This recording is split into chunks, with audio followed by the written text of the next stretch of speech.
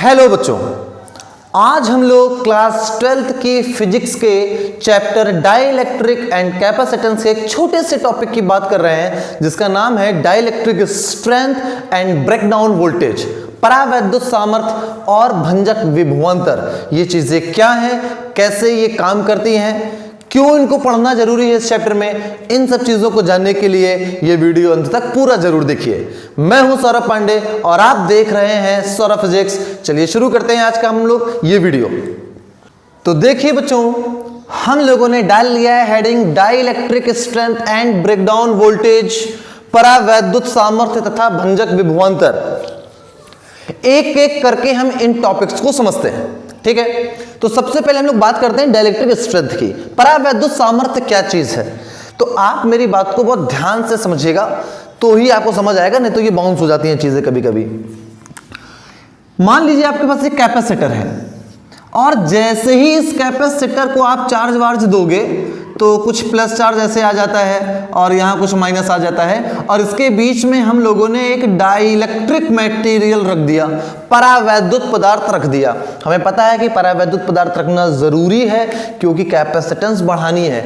और एक लॉजिकल बात और भी है कि आप डाइलेक्ट्रिक अगर नहीं रखते हैं, एयर कैपेसिटर की बात करते हैं, तो एयर कैपेसिटर जो है वो थ्योरी में ठीक लगता है कि आपने एक पैरेलल प्लेट कैपेसिटर लिया जिसकी कैपेसिटी का फॉर्मूला कुछ ये है, C = K ε0 A/D। अगर बीच में एयर होगी तो K की वैल्यू 1 हो जाएगी, ऐसा फॉर्मूला हो जाएगा, C = ε0 A/D।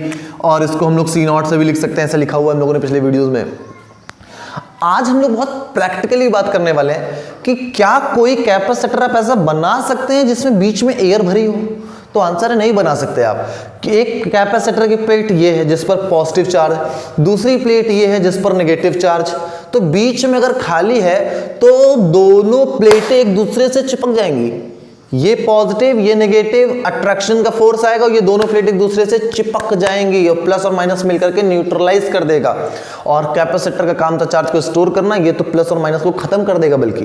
तो यहां पर चार्ज स्टोर नहीं हो पाएगा। ऐसी परिस्थिति में हमको क्या करना होगा, बीच में ही मटेरियल कुछ रखना जरूर होगा। तो एक्चुअली में जो कैपेसिटर बनते हैं वो कैसे बनते हैं, हम एक डाइलेक्ट्रिक लेते हैं, डाइलेक्ट्रिक के ही एक एंड पर हम मेटल की कोटिंग कर देते हैं, इधर भी हम कोटिंग कर देते हैं, तो दोनों जो सरफेस होती हैं डाइलेक्ट्रिक की वो एक मेटल की तरह काम करने लगती हैं और ये बन जाता है पैरेलल प्लेट कैपेसिटर। तो उसका रियल स्ट्रक्चर ऐसा कुछ होता है। तो कहने का मेरा मतलब इतना है कि यार प्लेटों के बीच में कुछ ना कुछ डाइलेक्ट्रिक तो होगा।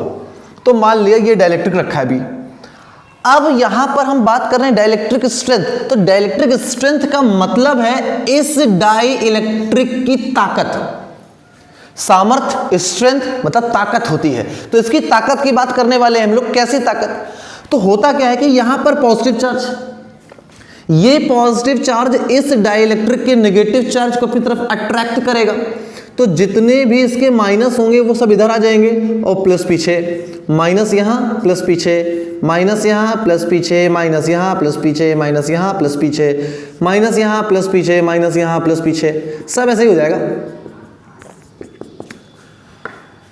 तो यहां पर जैसे ही पॉजिटिव चार्ज आया तुरंत डाइलेक्ट्रिक के नेगेटिव चार्ज को अपनी तरफ वो क्या करने लगा, अट्रैक्ट करने लगा। और इस अट्रैक्शन की वजह से इस प्लेट पर इधर कौन सा चार्ज आ गया, नेगेटिव चार्ज आ गया।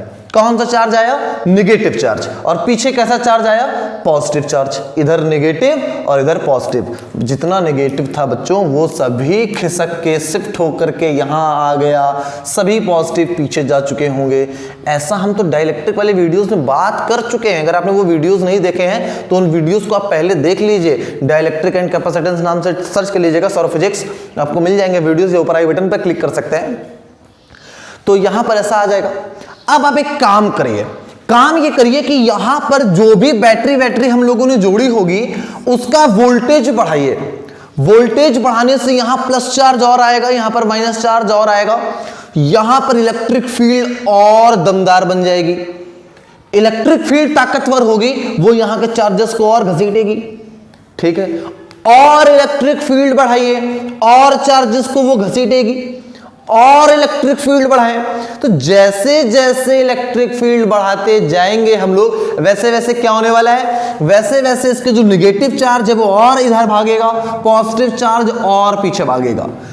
एक टाइम ऐसा आएगा जब ये इलेक्ट्रिक फील्ड इतनी ताकतवर होगी कि वो इस डाई इलेक्ट्रिक के नेगेटिव्स को यानी कि इलेक्ट्रॉन्स को खींच के बाहर निकाल लेगी। पॉजिटिव बाहर नहीं आ सकता बच्चों को। ये पॉजिटिव का मतलब आप ऐसे समझो, पॉजिटिव एटम के न्यूक्लियस में है। प्रोटॉन यानी कि पॉजिटिव मतलब प्रोटॉन की बात हो रही है, वो न्यूक्लियस में है। तो जब आप एटम को रख रहे हैं सामने, आपने एक नेगेटिव पॉजिटिव प्लेट लगा रखी है, तो वो पॉजिटिव किसको घसीट रही है, इलेक्ट्रॉन को, और यहां का जो प्लस है नेगेटिव है, यहां वाली प्लेट में नेगेटिव है, वो किसको घसीट रहा है, पॉजिटिव को। तो यहां का पॉजिटिव नेगेटिव को, यहां का नेगेटिव यहां के पॉजिटिव को। तो कौन जल्दी निकल सकता है, तो आंसर है जल्दी निकल सकता है इलेक्ट्रॉन, क्योंकि बाहर कक्षा में है, न्यूक्लियस निकल के नहीं जा सकता, क्योंकि ऐसे न्यूक्लियस जाएगा तो एटम बाहर होगा, मटेरियल ही खत्म हो जाएगा। तो मटेरियल नहीं खत्म हो सकता, ये इम्पॉसिबल है। तो इलेक्ट्रॉन ज्यादा फ्री है न्यूक्लियस के कंपैरिजन में, तो इलेक्ट्रॉन निकल के बाहर आना लगता है, यानी कि हमारा मटेरियल फूटने लगता है, टूटने लगता है। इसको बोलते हैं ब्रेकडाउन, भंजन बोलते हैं इस घटना को। पदार्थ का क्या होने लगा, टूटना शुरू हो गया, फूटना शुरू हो गया, भंजन शुरू हो गया, शॉर्ट में ब्रेकडाउन शुरू हो गया। तो जिस इलेक्ट्रिक फील्ड पर डाई इलेक्ट्रिक का ब्रेकडाउन स्टार्ट हो जाता है, टूटना स्टार्ट हो जाता है, उसको हम लोग क्या बोलते हैं, डाइलेक्ट्रिक स्ट्रेंथ। या यूं कह दें, जितनी इलेक्ट्रिक फील्ड को वो बिना टूटे सहन कर पा रहा है, उस इलेक्ट्रिक फील्ड की वैल्यू को ही क्या कहा जाता है, dielectric strength of this material. माने कि आपने इलेक्ट्रिक फील्ड यहां पर जैसे लगाया है, ई का मान आपने लगाया 10 न्यूटन पर कूलम, ये झेल गया, ठीक। ई बराबर आपने 20 किया, ये भी झेल गया। ई बराबर 30 किया, ये भी झेल गया। ई बराबर 40 किया, झेल गया। ई बराबर 50 किया, झेल गया। ई बराबर 51 किया, नहीं झेल पाया, टूट गया। तो कौन सी इलेक्ट्रिक फील्ड वो झेल पाया मैक्सिमम वाली, तो 50 वाली वो झेल पाया, 50 न्यूटन पर कूलम वो झेल गया, टूटा नहीं वहां तक। अब थोड़ा सा हमने और आगे बढ़ाया तो वो मटेरियल के इलेक्ट्रॉन निकल के बाहर आने लगे। अब वो संभाल नहीं पाए अपने इलेक्ट्रॉनों को, सामने वाले पॉजिटिव चार्ज इतने ताकतवर हो गए कि वो इस डाइलेक्ट्रिक के अंदर से इलेक्ट्रॉन को अब बाहर निकालने में सक्षम है। इलेक्ट्रॉन बाहर आने लगा, मटेरियल फूटने लगा, इतनी इलेक्ट्रिक फील्ड वो झेल नहीं पा रहा, केवल 50 तक झेल पाया। तो यही 50 इलेक्ट्रिक फील्ड है, इसी को बोलते हैं डाइलेक्ट्रिक स्ट्रेंथ। कोई भी डाइलेक्ट्रिक मटेरियल जब हम कैपेसिटर के अंदर रखते हैं तो यह ध्यान रखते हैं कि वहां कितनी इलेक्ट्रिक फील्ड बनने वाली है और क्या वो मटेरियल झेल पाएगा, सहन कर पाएगा, बियर कर पाएगा, टॉलरेट कर सकता है उस इलेक्ट्रिक फील्ड को। अगर टॉलरेट नहीं कर सकता तो उसका अंदर कोई काम नहीं है वहां पर, क्योंकि जैसे ही आप रखोगे कैपेसिटर फुल्ली चार्ज्ड होगा, ज्यादा इलेक्ट्रिक फील्ड ताकतवर हो जाएगी, वो इसके नेगेटिव घसीट लेगा, और जैसे ये नेगेटिव बाहर निकलेंगे वो प्लस के पास जाकर के न्यूट्रलाइज हो जाएंगे, खत्म हो जाएगा ये। और जैसे ही ये प्लस खत्म हुआ वैसे ये माइनस भी खत्म हो जाएगा, क्योंकि ध्यान से देखिए, इसको आपने दिया नहीं था माइनस, ये प्लस की वजह से ही तो प्रकट हुआ था, इंड्यूस्ड हुआ था। इसको हम लोगों ने कौन सा नाम दिया था, वैद्युत प्रेरण, इलेक्ट्रिकल इंडक्शन। तो यहां पर प्लस खत्म, वहां माइनस भी खत्म अपने आप। तो पूरा चार्ज हमारा, पूरा कैपेसिटर हमारा न्यूट्रलाइज हो जाएगा। चार्ज करने चले थे, आवेशित करने चले थे, वो डिस्चार्ज हो जाएगा। तो हमको ये ध्यान रखना है कि जो डाइलेक्ट्रिक मटेरियल हम लोग कैपेसिटर के अंदर रख रहे हैं उसका जो डाइलेक्ट्रिक स्ट्रेंथ हो वो काफी ज्यादा हो। कमजोर होगा तो जल्दी से वो फूटने लगेगा, जल्दी से वो टूटने लगेगा। और एक कॉमन सी बात है कि डाइलेक्ट्रिक जो होता है, जो डाइलेक्ट्रिक स्ट्रेंथ है, एक बात और सुन लीजिए, डाइलेक्ट्रिक स्ट्रेंथ हर मटेरियल का होता है। हम लोगों की बॉडी का भी एक डाइलेक्ट्रिक स्ट्रेंथ होगा कि आप हमको एक इलेक्ट्रिक फील्ड में खड़ा कर दीजिए, हमको उस इलेक्ट्रिक फील्ड में कुछ नहीं हो रहा, लेकिन वो इलेक्ट्रिक फील्ड बढ़ती जाएगी बढ़ती जाएगी बढ़ती जाएगी बढ़ती जाएगी बढ़ती जाएगी। एक टाइम ऐसा आएगा कि वो इलेक्ट्रिक फील्ड हमारी बॉडी से भी इलेक्ट्रॉन्स को बाहर निकालने लगेगी और वहां पर हमारा भी ब्रेकडाउन हो जाएगा। आकाश से जो बिजली गिरती है लाइटनिंग, उसमें भी डाइलेक्ट्रिक स्ट्रेंथ का ही अहम रोल है। जब हम वन डी ग्राफ जनरेटर के वीडियो बनाएंगे आपको देंगे इसी चैप्टर में, तो आपको वहां लाइटनिंग के विषय में थोड़ा सा हम जानकारी जरूर देंगे, तो वहां पर आप बिजली का गिरना समझ पाएंगे कि वहां पर भी ब्रेकडाउन की वजह से ही ये होता है। तो ब्रेकडाउन एक नॉर्मल सी घटना है जो ज्यादा इलेक्ट्रिक फील्ड में हर मटेरियल के साथ हो जाएगी अगर उसकी लिमिट को क्रॉस कर गए आप, कि जहां तक वो इलेक्ट्रिक फील्ड सहन कर सकता है, जो उसकी ताकत है जिसको वो सहन कर पा रहा है, अगर इलेक्ट्रिक फील्ड से ज्यादा हुई तो मटेरियल फूटना तय है।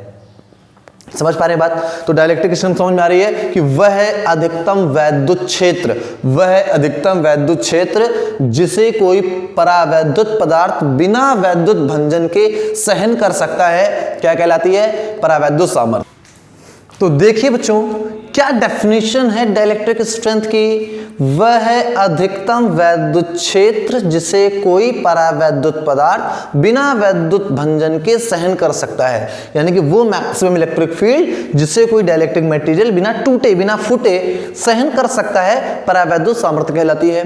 The maximum value of electric field that a dielectric material can tolerate, सहन कर सकता है विदाउट इट्स ब्रेकडाउन, बिना टूटे हुए, इज कॉल्ड डाइलेक्ट्रिक स्ट्रेंथ। कोई डाउट यहां तक?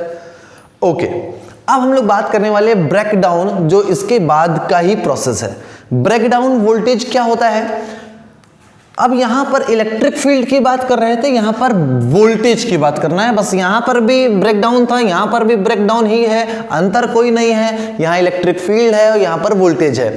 बहुत सिंपल सी बात है। डाइलेक्ट्रिक स्ट्रेंथ की यूनिट, डाइलेक्ट्रिक स्ट्रेंथ की यूनिट, डाइलेक्ट्रिक स्ट्रेंथ एक्चुअली में क्या है? परावैद्युत सामर्थ्य क्या है? वह अधिकतम वैद्युत क्षेत्र, यानी कि किसी भी मटेरियल की डाई इलेक्ट्रिक स्ट्रेंथ कैसे पहचानी जाती है? उसके सहन करने वाली इलेक्ट्रिक फील्ड से। तो डाइलेक्ट्रिक स्ट्रेंथ की जो यूनिट होती है वो इलेक्ट्रिक फील्ड की यूनिट ही होती है, न्यूटन पर कूलम या वोल्ट पर मीटर। तो यहां पर इलेक्ट्रिक फील्ड है, यहां पर वोल्टेज। किसी कैपेसिटर के प्लेटों के बीच का वह वोल्टेज, वह विभवांतर, वह पोटेंशियल डिफरेंस जिस पर यहां पर रखे डाइलेक्ट्रिक का क्या शुरू हो जाए, क्या स्टार्ट हो जाए? ब्रेकडाउन स्टार्ट हो जाए, उस वोल्टेज को हम क्या कहेंगे? Breakdown voltage. क्या कहेंगे? ब्रेकडाउन वोल्टेज, बीवी ऑफ द डाइलेक्ट्रिक मटेरियल। अब हम आपको एक बात बताना चाह रहे हैं, उसको जरा गौर से सुनिएगा। Dielectric strength is the property of material. Dielectric strength is the property of material. ये किसी पदार्थ की प्रॉपर्टी होती है कि ये पर्टिकुलर आपने पदार्थ ले रखा है, तो उस पदार्थ की कितनी क्षमता है इलेक्ट्रिक फील्ड को सहन करने की। इसका कैपेसिटर से कोई लेना देना नहीं। कैपेसिटर के अंदर रखो ना रखो, बाहर रखो, इलेक्ट्रिक फील्ड को वो अगर 100 सहन कर सकता है तो 100 हमेशा सहन कर सकता है। वो कहीं पर भी आप रखेंगे वो 100 को तो झेल ही जाएगा, 101 पे फूटने लगेगा। तो उसकी डाइलेक्ट्रिक स्ट्रेंथ कैपेसिटर पे डिपेंड नहीं करती। वो इलेक्ट्रिक फील्ड है उतनी सहन करने वाली, तो उतनी वो सहन करेगा, कहीं पर भी रख दे। लेकिन यहाँ पर वोल्टेज का जो केस है वो क्या है? फॉर्मूला जानते हैं, V बराबर ED। आपने मटेरियल यहां पर रखा और इस मटेरियल की जो अधिकतम इलेक्ट्रिक फील्ड है उसका मान तुम्हें मालूम है, यही है हमारी डाइलेक्ट्रिक स्ट्रेंथ। तो उसको लिख दें E का मतलब डाइलेक्ट्रिक स्ट्रेंथ। E मतलब क्या? हमने जो मटेरियल रखा हमें मालूम है कि वो कितनी इलेक्ट्रिक फील्ड सहन कर सकता है, जितनी उसकी स्ट्रेंथ है। तो इलेक्ट्रिक फील्ड की जो वैल्यू है मैक्सिमम वो डाइलेक्ट्रिक स्ट्रेंथ तक रख सकते हैं आप, क्योंकि उससे आगे इलेक्ट्रिक फील्ड अगर रखी तो मटेरियल फूटना शुरू हो जाएगा। तो इलेक्ट्रिक फील्ड की जो वैल्यू होगी वो डाइलेक्ट्रिक स्ट्रेंथ से ज्यादा आप कर ही नहीं सकते। Into D। ओके, अब जो V मिलेगा यही तो ब्रेकडाउन वोल्टेज होगा यार। समझने की बात प्रयास करो कि आपने अगर V का मान एक लिमिट से आगे बढ़ाया तो चूंकि डी तो दोनों प्लेटों के बीच की दूरी है, वो तो चेंज होने वाली अभी है नहीं क्योंकि वो फिक्स कर दिया है। तो बीवी का मान बढ़ा, ब्रेक डाउन वोल्टेज का मान बढ़ा, तो डाइलेक्ट्रिक स्ट्रेंथ का मान भी बढ़ जाएगा। वोल्टेज बढ़ेगी तो इलेक्ट्रिक फील्ड बढ़ेगी, और इलेक्ट्रिक फील्ड बढ़ी, मटेरियल फूटना स्टार्ट। तो ब्रेकडाउन वोल्टेज वो वोल्टेज है जिसपे हमारा मेटेरियल फूटने लगता है। वही जो डाइलेक्ट्रिक स्ट्रेंथ के साथ है वही ब्रेकडाउन वोल्टेज के साथ भी है। बस डिफरेंस ये है कि dielectric strength is the property of material but breakdown voltage is the property of capacitor. क्यों? क्योंकि ये डिपेंड करता है, देखो डी पर, प्लेटों के बीच की दूरी अगर हम ज्यादा कर दें, प्लेटों के बीच की दूरी अगर हम ज्यादा कर देंगे तो ब्रेकडाउन वोल्टेज का मान भी फिर हमारा ज्यादा हो जाएगा और वो ज्यादा वोल्टेज को सहन कर पाएगा। तो ब्रेकडाउन वोल्टेज जो होगा वो किस पे डिपेंड करता है? वो कैपेसिटर के डायमेंशन पर डिपेंड करता है। ज्यादा उतनी डिटेल से हम जा नहीं रहे, उतनी हमको जरूरत भी नहीं यहाँ पर, कि ब्रेकडाउन वोल्टेज डी पर तो डिपेंड कर ही रहा है, साथ में ये एरिया ऑफ द प्लेट्स पर भी डिपेंड करेगा। अभी घूम फिर के वो आ जाएगा, एरिया पर भी डिपेंड करने लगेगा। तो ब्रेकडाउन वोल्टेज पूरी तरीके से कैपेसिटर के डायमेंशन पर डिपेंड करता है कि कैपेसिटर की प्लेटों के बीच में कितनी डिस्टेंस है, कितना एरिया है। तो ये तो कैपेसिटर की प्रॉपर्टी है, लेकिन ये मटेरियल की प्रॉपर्टी है। इस बात को बहुत अच्छे से हम लोग ध्यान रखेंगे कि ये फिक्स है, कभी चेंज नहीं होगा। हाँ, ब्रेकडाउन वोल्टेज चेंज हो सकता है कि इस परिस्थिति में इसका वोल्टेज इतना है, इस परिस्थिति में इतना। मतलब मटेरियल दो कैपेसिटर के अंदर सेम भरा हुआ है, बस एक का वोल्टेज 100 है, एक का 80 है, क्योंकि वो डिपेंड कर रहा है उनके स्ट्रक्चर पर कि कैसे कैपेसिटर बने हुए हैं। मार्केट में जो कैपेसिटर मिलते हैं, जो कंडेंसर मिलते हैं, जो फैन वैन में लगे होते हैं, उनमें अगर लिखा होगा तो डाइलेक्ट्रिक स्ट्रेंथ नहीं लिखी होती है, उसमें लिखा होता है ब्रेकडाउन वोल्टेज, कि आपको एक ऐसा कैपेसिटर दिया गया है जिसका ब्रेकडाउन वोल्ट 25 वोल्ट है, उसका बीवी का मान 25 वोल्ट है। इसका मतलब आप अगर तुमने 25 वोल्ट से ज्यादा उसमें वोल्टेज लगाया, 25 वोल्ट से ज्यादा की बैटरी लगाई, तो वो कैपेसिटर फूक जाएगा, उसके अंदर का जो मटेरियल है वो जल जाएगा, इलेक्ट्रॉन बाहर निकल जाएंगे, सब धूम धड़ाम हो जाएगा। तो हमको जो फाइनली वैल्यू देखने को मिलती है वो ब्रेकडाउन वोल्टेज की वैल्यू ही देखने को मिलती है। आपके पास अगर 25 वोल्ट का है कैपेसिटर तो कहाँ लगा सकते हैं आप? ऐसी जगह पे लगाइए जहां पर वोल्टेज 25 से कम ही रहे, 25 से ज्यादा ना हो। ये लिमिट तय कर देता है, क्राइटेरिया बना देता है कि इससे ज्यादा हम आगे बढ़ नहीं सकते कैपेसिटर को लेकर के ज्यादा वोल्टेज पे। तो यही बातें थी हमारी डाइलेक्ट्रिक स्ट्रेंथ और ब्रेकडाउन वोल्टेज की, कि डाइलेक्ट्रिक स्ट्रेंथ वो इलेक्ट्रिक फील्ड है जो मटेरियल सहन कर सकता है, ब्रेकडाउन वोल्टेज वो वोल्टेज है जो हमारा मटेरियल सहन कर सकता है। डाइलेक्ट्रिक स्ट्रेंथ एक कांस्टेंट वैल्यू है, कभी चेंज नहीं होती है, ये मटेरियल की प्रॉपर्टी है। ब्रेकडाउन वोल्टेज ये कैपेसिटर की प्रॉपर्टी है जो चेंज होती है टाइम टू टाइम, डिपेंड करता है उसकी डायमेंशन कैसी, लंबाई कैसी है, उसकी प्लेटों की चौड़ाई कितनी है, इन सब चीजों पर वो डिपेंड करती है। उम्मीद करता हूं मैं आपको ये वीडियो समझ आया होगा। अंत तक वीडियो देखने के लिए बहुत बहुत धन्यवाद। नेक्स्ट वीडियो में हम जल्द ही मिलेंगे कैपेसिटर के ही एक टॉपिक के साथ में, combinations of the capacitors. Capacitor के हम संयोजन पढ़ेंगे, उसमें क्या होते हैं। तब तक के लिए ऑल द वेरी बेस्ट।